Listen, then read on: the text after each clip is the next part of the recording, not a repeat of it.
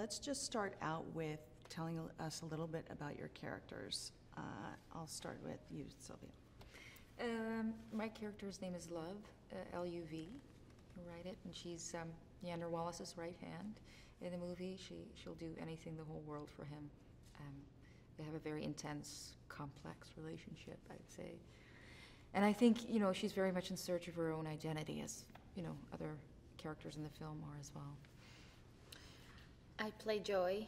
Joy is obviously very important in Kay's life. She's his lover and best friend and only friend, the only person he can trust to and share what he's going through. And she's kind of, the light at the end of the tunnel for him. And she's there to push him to, follow that path and find those answers that he needs to know about.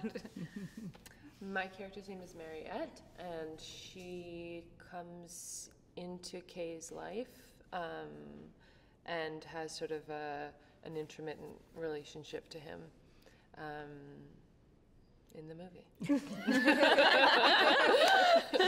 I don't know how to describe her. Like, and she does that, and they feel like that. That's great.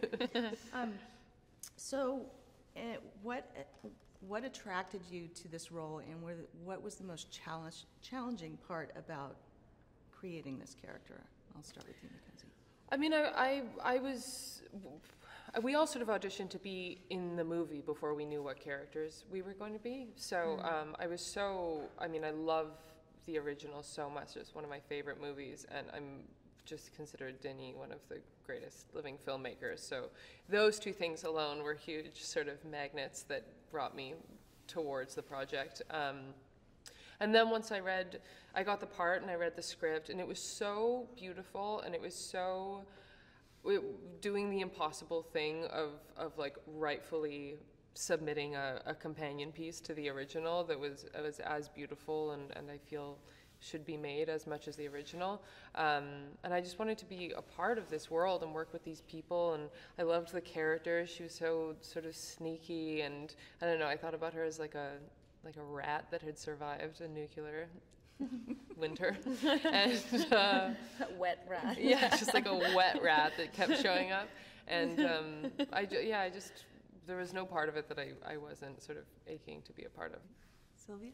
Yeah, I can only add on to what they're saying. I mean, for me, the same. Blade Runner and Denis Villeneuve were the big, yes, I would love to, but I'm probably never going to, because a lot of girls are going to audition for this part, so don't think about, that whole thing.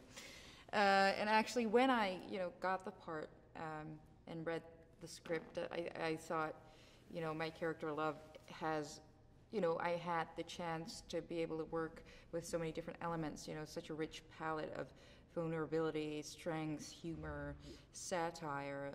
I think, she's a fashionista. She's conflicted. She has so many sides to her, and I thought, that was just I was so grateful as an actress to be able to get this part and be able to work with that, such a great responsibility and chance. Yeah.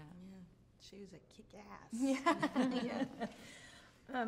And if you had to describe this story without, of course, obviously giving too much of it away, how would you describe this story? It's obviously an extension of the first film, but how would you describe the theme or the story here?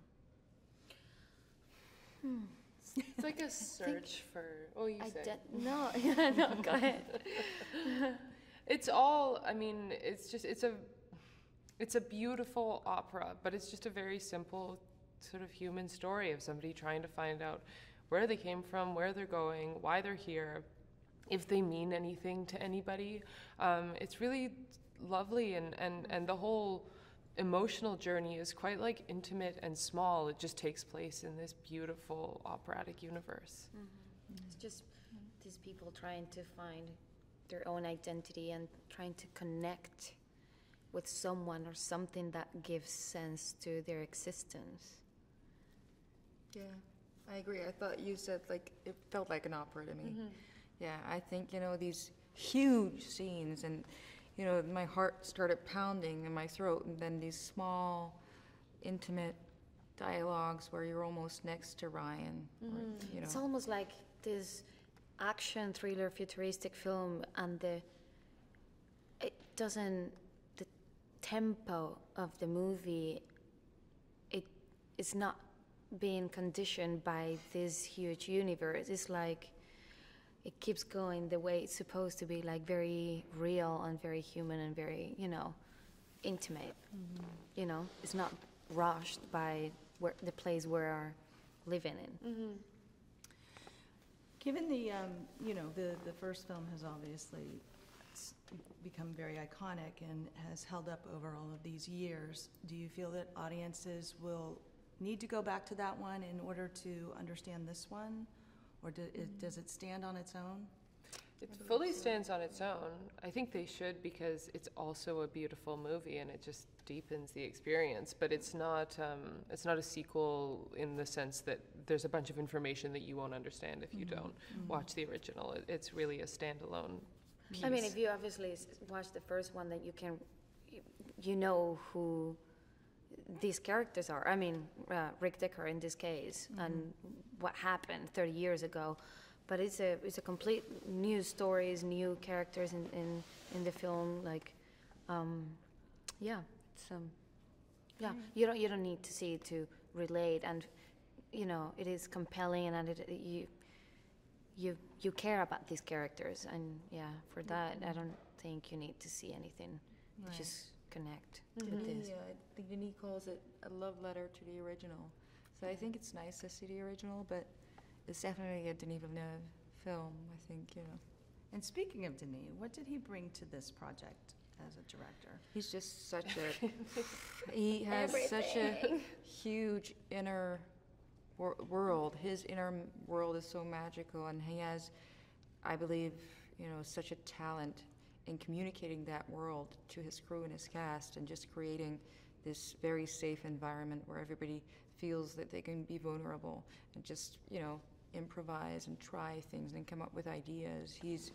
I think he really has a very strong core of belief in his own ability. He's just so very talented. I haven't really met anyone like him. Yeah, that's great. We love him. Deeply love Deeply love him.